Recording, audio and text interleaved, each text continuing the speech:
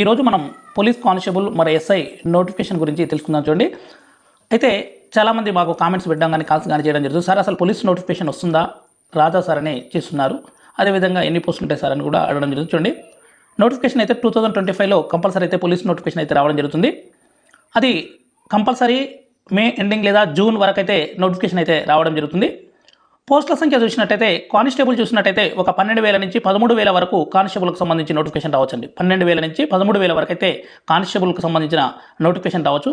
అంటే సుమారుగా చెప్తున్నాను, ఎగ్జాక్ట్లీ ఇంతే వస్తుంది కాదు, సుమారుగా 12,000 నుంచి 13,000 మధ్య నోటిఫికేషన్ అయితే రావచ్చు కానిస్టేబుల్కి సంబంధించి.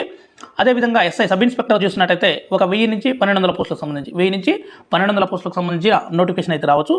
అదేవిధంగా చాలామంది విద్యార్థులకు ఒక డౌట్ అయితే ఉందండి, సిలబస్ మార్చరా సార్ అని. సిలబస్లో ఎలాంటి మార్పు లేదండి. సిలబస్ మార్చరా సార్ అని అడుగుతున్నారు, కానీ సిలబస్లో ఎలాంటి మార్పులు లేవు.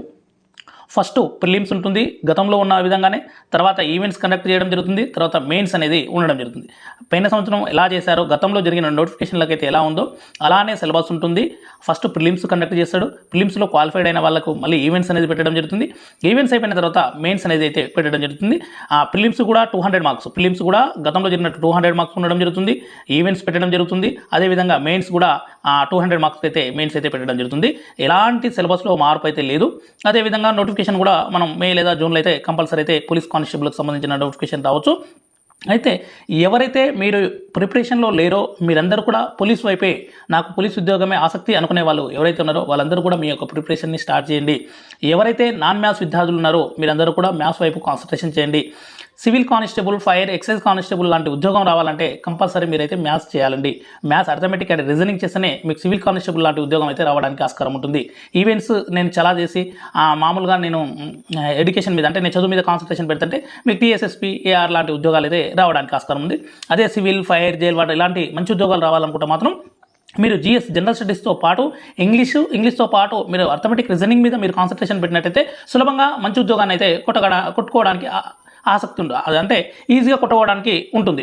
మళ్ళీ మీరు టీఎస్ఎస్పీఆర్ లాంటి ఉద్యోగాలు కొట్టిన తర్వాత మళ్ళీ నోటిఫికేషన్ కొరకు ఎదురు చూడాలంటే కష్టంగా ఉంటుంది. ఎందుకంటే ఇప్పుడు టీఎస్ఎస్పీ కొట్టి మళ్ళీ ఒక 10 నెలల ట్రైనింగ్ చేసిన తర్వాత మళ్ళీ సివిల్ కానిస్టేబుల్ మళ్ళీ నోటిఫికేషన్ వరకు మళ్ళీ వెయిట్ చేయాల్సి ఉంటుంది. కాబట్టి మీరు ఏదో ఫస్టే కష్టపడండి, గట్టిగా కష్టపడితే మంచి ఉద్యోగం వస్తుంది.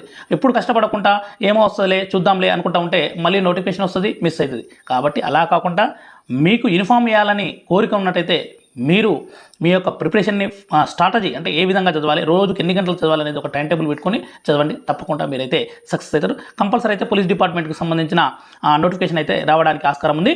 కానిస్టేబుల్ చూసినట్టయితే ఒక 12,000 నుంచి 13,000 మధ్య రావడానికి ఆస్కారం ఉంది. అదేవిధంగా సబ్ ఇన్స్పెక్టర్ చూసినట్టయితే 1000 నుంచి 1200 మధ్య అయితే రావచ్చు. సిలబస్లో ఎలాంటి మార్పు లేదండి. చాలామంది అనుకుంటున్నారు సిలబస్లో ఏమైనా మార్పు ఉంటుందా ఏంటి అనుకుంటున్నారు. సిలబస్లో అయితే పోలీస్ డిపార్ట్మెంట్కి సంబంధించి ఎలాంటి మార్పు లేదండి.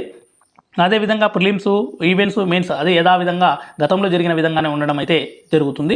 అదేవిధంగా ట్రైనింగ్ కూడా గతంలో ఎలా ఉందో ఆ విధంగానే ఉంటుంది. కానీ ఇప్పుడైతే కొత్తగా ఎలాంటి దీనిలో అయితే పోలీస్ డిపార్ట్మెంట్లో ఎలాంటి సవరణలు అయితే ఏం చేయలేదు. కాబట్టి మీరందరూ ఎవరైతే పోలీస్ డిపార్ట్మెంట్ వైపు వెళ్ళాలనుకుంటున్నారో వాళ్ళందరూ కూడా మీ యొక్క ప్రిపరేషన్ని స్టార్ట్ చేసి మీరు మళ్ళీ 2025-26లో ట్రైనింగ్ కంప్లీట్ చేసుకుని 26లో మీరు పోలీస్ కానిస్టేబుల్గా మీరు యూనిఫామ్ వేసుకుని ఉద్యోగం చేస్తున్నట్టు ఉండాలండి. ఓకే, ఇంకా ఇలాంటి పోలీస్ డిపార్ట్మెంట్కి సంబంధించిన నోటిఫికేషన్స్ ఏది వచ్చినా కూడా దానికి సంబంధించిన ఇన్ఫర్మేషన్ వచ్చినా కూడా తప్పకుండా మీ ముందుకు తేవడానికి ప్రయత్నిస్తుంటాను. ఎవరైతే మా ఛానల్ని ఇంతవరకు సబ్స్క్రైబ్ చేసుకుని వారు ఉన్నట్టయితే సబ్స్క్రైబ్ చేసుకోండి. మీరు సబ్స్క్రైబ్ చేసుకోవడం ద్వారా మా నుంచి మరింత సమాచారం మీకు రావడం జరుగుతుంది. Okay, thank you for watching my videos.